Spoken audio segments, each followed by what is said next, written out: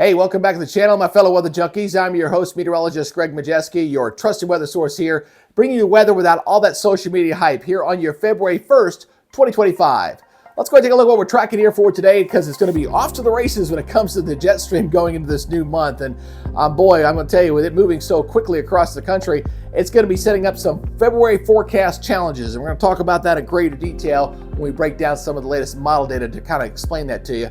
Now, also with this fast progressive pattern setting up across the country, it's also going to increase the number of snow days. So we'll kind of take a look-see at where those areas will be potentially seeing some snow as we see the clash between the warmer and the colder air setting up across the nation. Now, before we get going, first I want to thank all the new followers here on the page. If you haven't yet subscribed, please do so at this time. Hit that subscribe button, hit that notification bell so you're alerted on future content. And as always, please leave a comment down below. Give me a thumbs up. It does help with the almighty YouTube algorithm. All right, let's go ahead and take a look at what we're seeing here on your Saturday to begin a morning. The eastern half of the country really not looking too bad. We have one storm system exiting, and we've got a storm system out here in the Intermountain region. It's going to be kind of a fast flow here across the northern portion of the country. So these systems are going to be kind of traveling up here into the north where that cold air is, and we'll see some snows falling there. And then we're waiting for our next system here off the west coast. This will be moving in here as we go through the next couple of days. And Northern California especially is going to see some torrential rains into those areas. So as we take a look at the watches and warnings, everything's out here in the west. Obviously, the east looking quiet. Out here in the west, we've got numerous winter weather advisories. The pink there, namely, is your winter storm warning. So, and also some flood watches here across Northern California, because they're going to be measuring it there potentially up to about a foot of rain potentially over the next few days. We'll have to watch that closely.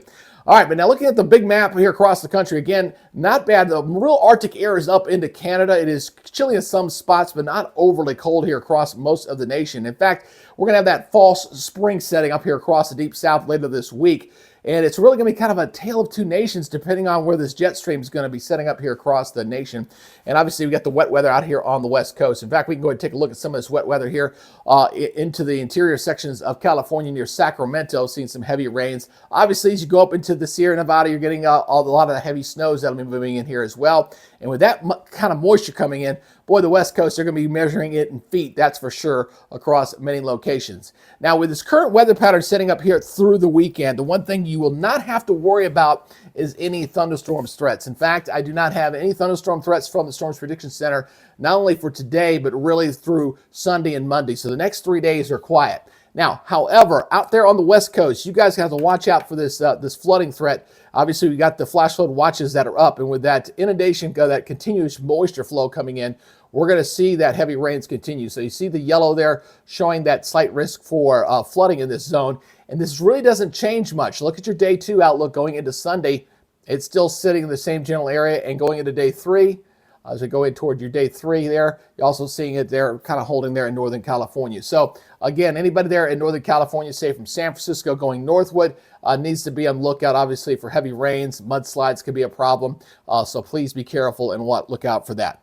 Now, looking at your latest hazards outlook next 3 to 7 days, this was updated yesterday, so we got a new update for you. Obviously, we're showing some extreme cold here coming back here across parts of the Intermountain region and the high plains. The brown area, that is your very windy conditions out there, obviously with that fast flow and the storm systems moving in. And then obviously, we just talked about the flooding concerns. That's that green there, even getting down towards Southern California, getting in some heavy rains down there as well as we go through the next week, which of course is needed. Obviously, they're still putting out the rest of those fires out there in Southern California. All right, so let's go ahead and talk about the latest model data. We're going to be looking at the high resolution. We always start off with the short term, so we're going to take you through the weekend here. And again, looking pretty good here across the east. Not looking bad there as we got that one storm system that's exiting. What we're going to be watching is, again, these storm systems continue to come out here on the west coast. They're going to be kind of riding this way. And as they do so, they'll be bringing a little bit of snow here across the north. So let's go ahead and watch this. Look at that timestamp there in that upper right-hand corner. So I kind of take you through this again, as you'll see that the blue there, indication of the snow. Obviously, as we go into your Sunday morning, looking at some snowy weather here across the Great Lakes. We still got some snows here across the Intermountain regions. That flow continues to pull in off the Pacific Ocean.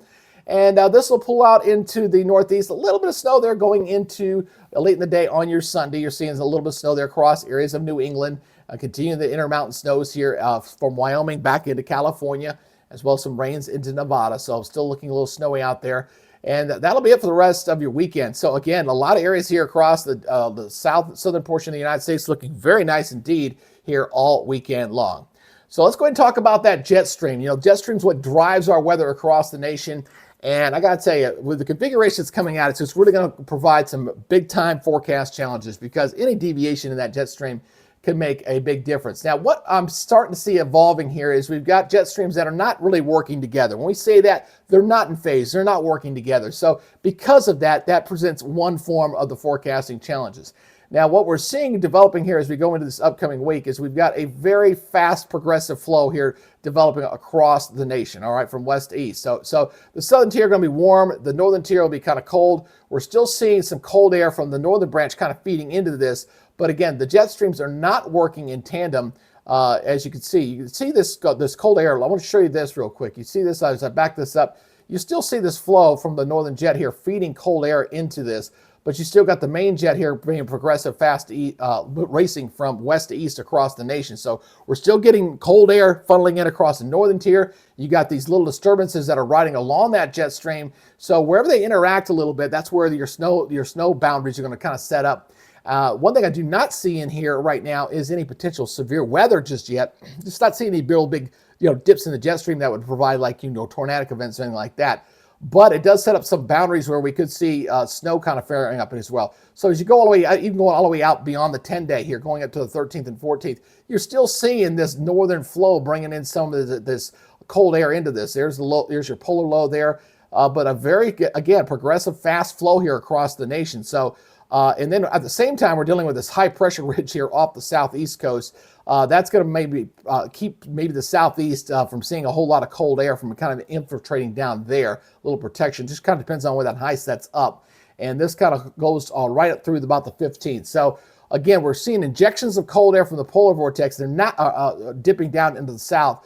The main jet is kind of disassociated with the polar jet, as well as it looks like here toward the end, it starts to phase a little bit with the southern branch of the jet stream. So like I said, multiple jet streams not really working together, and that means it's going to change from model run to model run. So be patient with your weather guys out there the forecast changes, because that's what I'm seeing right now. A pattern that's going to be short term, up to 5 to 7 days. We can kind of get an idea. Anything beyond that, for sure, looks like it's going to be up in the air for sure.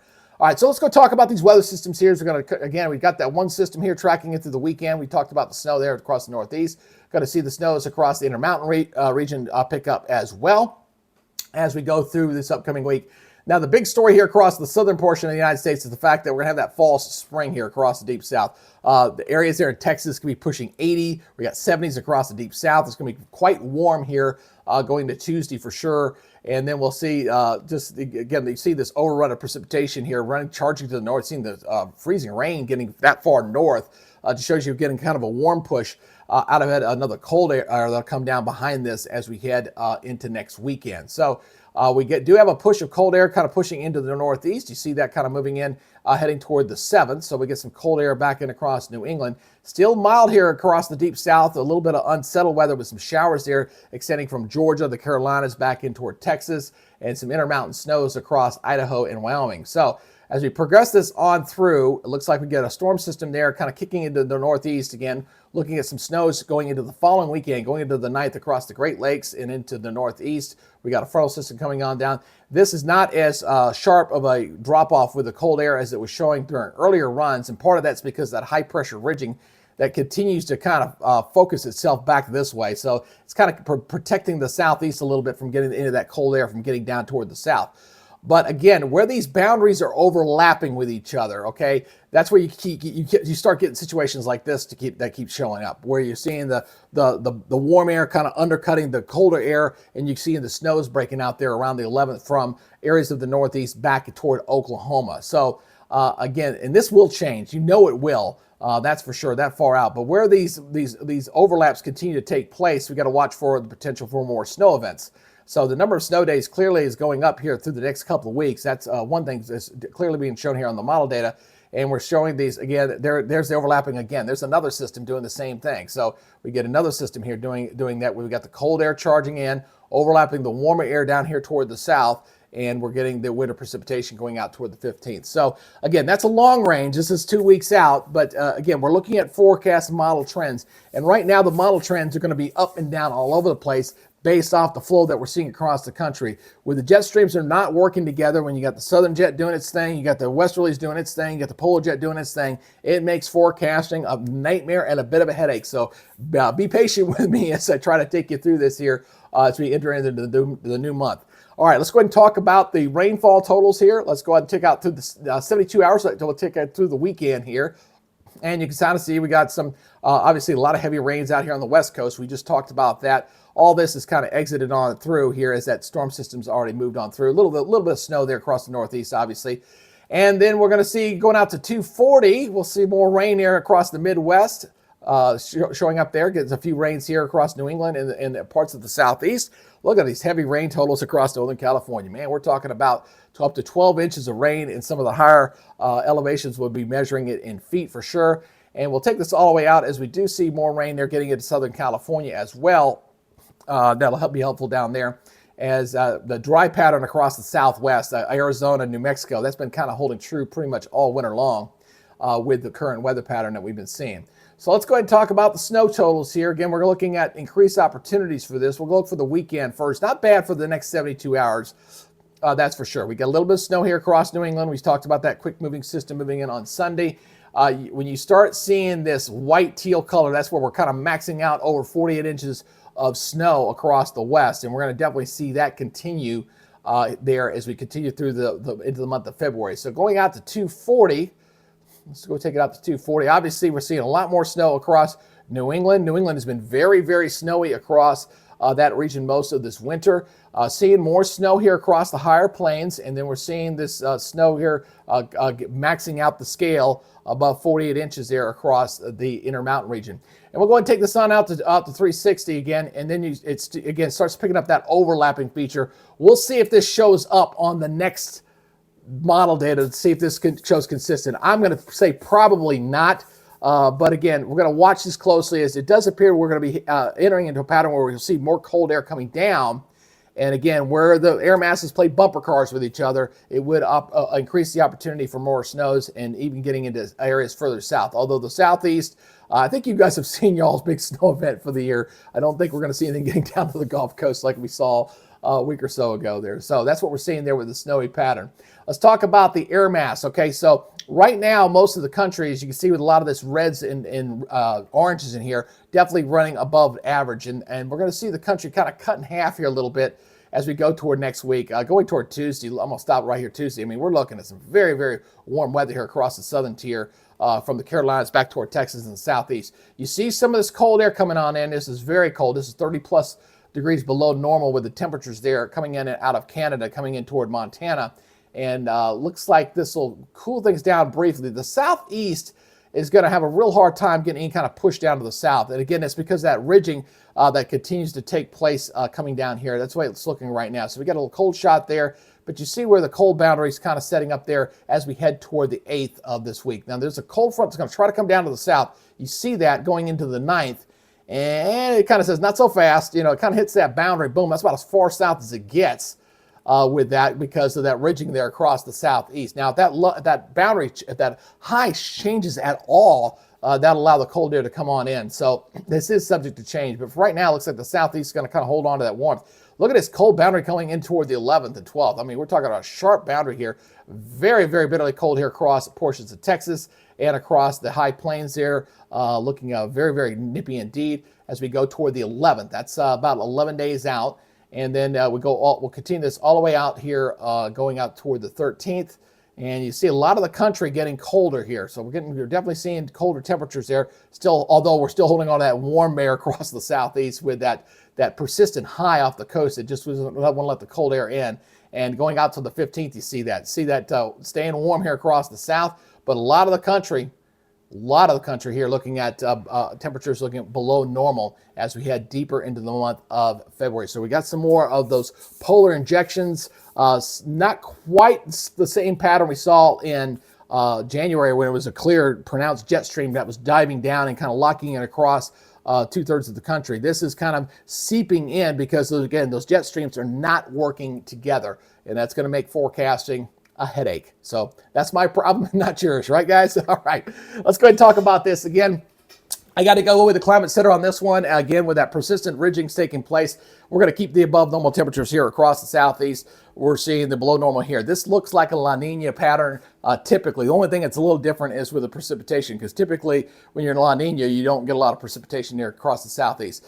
This doesn't change that much going 8th to the 14th. And be honest with you, look what I'm seeing with the model data. I agree with that. Hold on to that. But again, where this sets up here, we're talking a few hundred miles here, depending on the jet stream as it is configured and where that cold air is seeping in and running into that air. Now, the weather pattern is going to stay progressive, except for the southwest. We showed you that. That's going to stay dry.